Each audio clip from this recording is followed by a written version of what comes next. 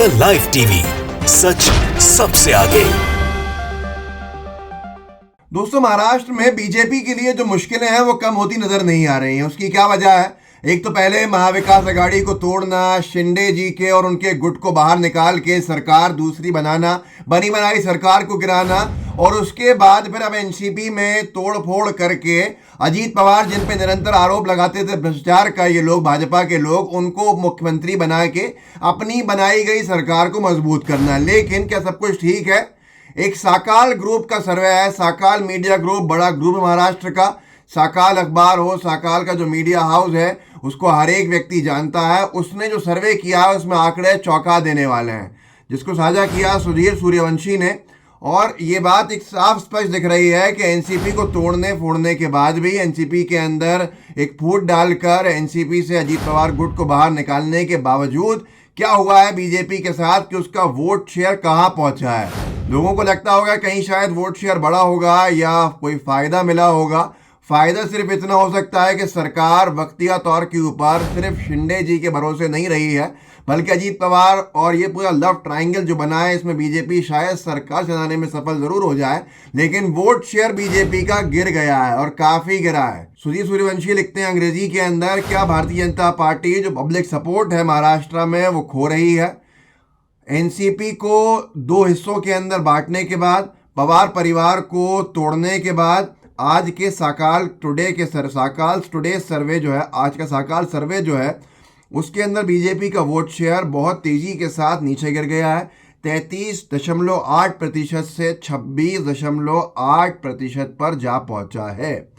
और उद्धव ठाकरे और कांग्रेस ने अपना वोट शेयर जो है बराबरी से बरकरार रखा हुआ है। अब यहाँ पर जो अजीत पवार के साथ विधायक गए हैं, ये कहा जा रहा है कि अजीत पवार के साथ सर्वाधिक विधायक गए हैं, लेकिन जो काडर है एनसीपी का वो शरद पवार जी के साथ है। इसी लिहाज से सर्वे के अंदर अजीत पवार को 5.7% वोट शेयर दिखाई दे रहा है, लेकिन शरद पवार जी के एनसीपी को 15% वोट शेयर दिख रहा है।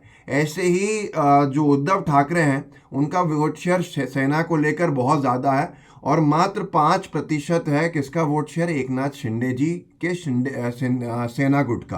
तो इस हिसाब से भारतीय जनता पार्टी के साथ कोई बड़ा खेला होता हुआ दिख रहा है, और खेला ऐसा हो रहा है कि इस सारे के सारे जो पूरा मामला है उसमें जो बेनिफिशियरी निकलते हुए दिख रहे हैं वो कांग्रेस पार्टी और उद्धव ठाकरे जी का शिवसेना का जो गुट है वो सीधे तौर के ऊपर इसमें मजबूती पा रहे हैं।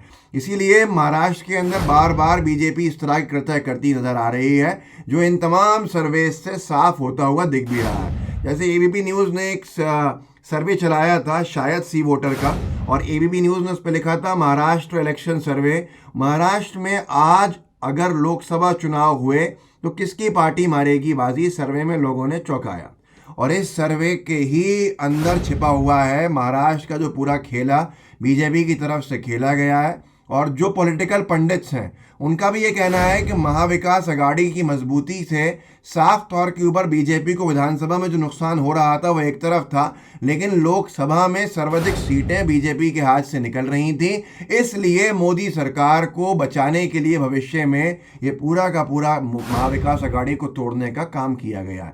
अब मैं आपको दिखाता हूँ कि इस पूरे के पूरे मामले के अंदर ये जानने की कोशिश करी है कि लोकसभा चुनाव अगर आज होता है तो उसका फ़ायदा किसको कैसे मिलेगा। तो उसके अंदर ये साफ कहा गया है कि महाविकास आघाड़ी सबसे आगे दिख रही है इसमें, और महाविकास आघाड़ी को सबसे ज़्यादा सीट्स मिलती दिख भी रही हैं। अब हिंदुस्तान ने भी ये खबर लिखी कि तो बीजेपी के इंटरनल सर्वे ने कराई एनसीपी में टूट, शिंदे से साझेदारी में वोट परसेंट और सीटों का हो रहा था नुकसान। की जो बात दूसरे कह रहे हैं वही इन्होंने भी कही है। जो बीजेपी का एक इंटरनल सर्वे का हवाला दिया जा रहा है कि बीजेपी ने एक इंटरनल सर्वे कराया और उसमें जो आंकड़े थे वो चौंका देने वाले आए बीजेपी के लिए कि शिंदे साहब के साथ जाना, एकनाथ शिंदे जी के साथ जाने से बीजेपी का जो बीजेपी और सेना शिंदे गुट वोट शेयर जो है वो गिरता जा रहा है और नुकसान बीजेपी को होता जा रहा है। अब इसीलिए बीजेपी ने कहीं ना कहीं अजीत पवार जी को साथ लेने का काम किया है, और इन्होंने लिखा है कि महाराष्ट्र पॉलिटिक्स रिपोर्ट में कहा गया है कि पार्टी सूत्रों के अनुसार सर्वेक्षण यानी सर्वे के नतीजे चौंकाने वाले थे, क्योंकि सर्वे रिपोर्ट बता रहे थे कि शिंदे के साथ गठबंधन करने से भाजपा को नुकसान हुआ है। अब भले ही बीजेपी ने साथ देकर शिंदे साहब को सिंबल दिलवा दिया हो, पार्टी दिलवा दी हो, लेकिन ना जनता वहाँ पे जो काडर है वो शिंदे साहब को कबूल कर रहा है सेना का। और यही हाल कहीं ना कहीं अजीत पवार जी के साथ भी बताया जा रहा है कि ये लोग विधायक तो ले गए हैं लालच में, लेकिन जो काडर है पार्टी का वो उद्धव ठाकरे जी के साथ वहाँ मौजूद है शिवसेना का, और वहीं शरद पवार जी के पास भी पूरा काडर एनसीपी का मौजूद है। ऐसी स्थिति के अंदर बीजेपी के पास वो लोग आए हैं जो काडर के समर्थन से जीत कर तो आ गए, लेकिन आगे जब काडर ही साथ नहीं होगा तो वो जीत भी नहीं पाएंगे और बीजेपी के लिए मुसीबत भी खड़ी करेंगे। यहाँ तक कि हिंदुस्तान ने ये भी लिखा कि बीजेपी के इंटरनल सर्वे के अंदर एक बात ये भी कही गई थी कि 2% तक जो वोट शेयर है वो और लुढ़केगा। तो ऐसी स्थिति के अंदर बीजेपी के लिए चौंका देने वाली बातें थीं कि शिंदे जी का साथ लेकर बीजेपी जैसे मानो नुकसान में आ गई हो। और सबसे बड़ा मामला जो रहा है जिसकी वजह से एमवीए को तोड़ा फोड़ा गया है, सरकारें गिराने का काम किया जा रहा था, फिर सरकार को मजबूत करने के लिए अजीत पवार को भी गिराया गया। तो इसके अंदर दिखाया था कि इसमें लिखा हिंदुस्तान ने महाविकास अघाड़ी यानी एमवीए को 35 सीट मिलने का था अनुमान। सर्वाधिक लोकसभा सीटें महाविकास अघाड़ी के खाते के अंदर सर्वे में आई। उसके बाद ही ये रिपोर्ट में कहा गया कि सर्वे में उद्धव ठाकरे की अगुवाई वाली शिवसेना को लगभग लोकसभा की 15 सीटों पर जीत मिलने की संभावना जताई गई है। सर्वे में शिवसेना, कांग्रेस और एनसीपी के मिलाकर चुनाव लड़ने पर महाविकास अघाड़ी को 48 में से 35 सीटों पर लाभ मिलता दिखाया गया था। सामना ने लिखा है कि ऐसे में शिंदे कार्ड को फेल होता देख भाजपा ने महाविकास अघाड़ी के दूसरे मजबूत दल एनसीपी में तोड़ की साजिश रची और उसमें कामयाब रही। अब आप खुद सोचिए कि कितना बड़ा नुकसान मोदी सरकार को बनाने वाली लोकसभा की सीटों में बीजेपी को महाराष्ट्र में होता हुआ दिख रहा था। कितना उसमें उनका डैमेज कंट्रोल हुआ है, नहीं हुआ है, या तो वक्त बताएगा।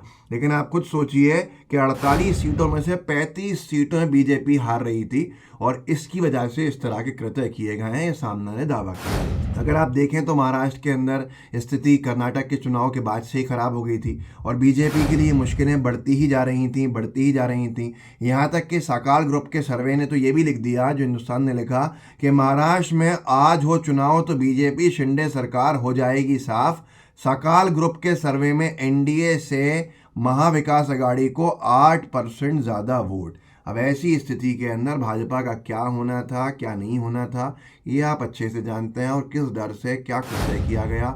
लेकिन फिर भी आज एक बात स्पष्ट है कि जो कैडर है, एनसीपी का कैडर शरद पवार साहब के साथ है, ना कि अजीत पवार के साथ। और ऐसे ही शिवसेना का कैडर ये कहा जाता है कि सीधे तौर के ऊपर खोखड़ की पट्टी हो, मुंबई हो, ये तमाम जो है उद्धव ठाकरे साहब के पास है, ना कि एकनाथ शिंदे जी के पास। विधायकों की संख्या किसी के पास भी हो, लेकिन मामला जो जाता है वो कैडर से जाता है। तो इस वीडियो को आगे ज़रूर बढ़ाइएगा, लोगों को जागरूक ज़रूर कीजिएगा। जय हिंद, जय भारत। द लाइव टीवी, सच सबसे आगे।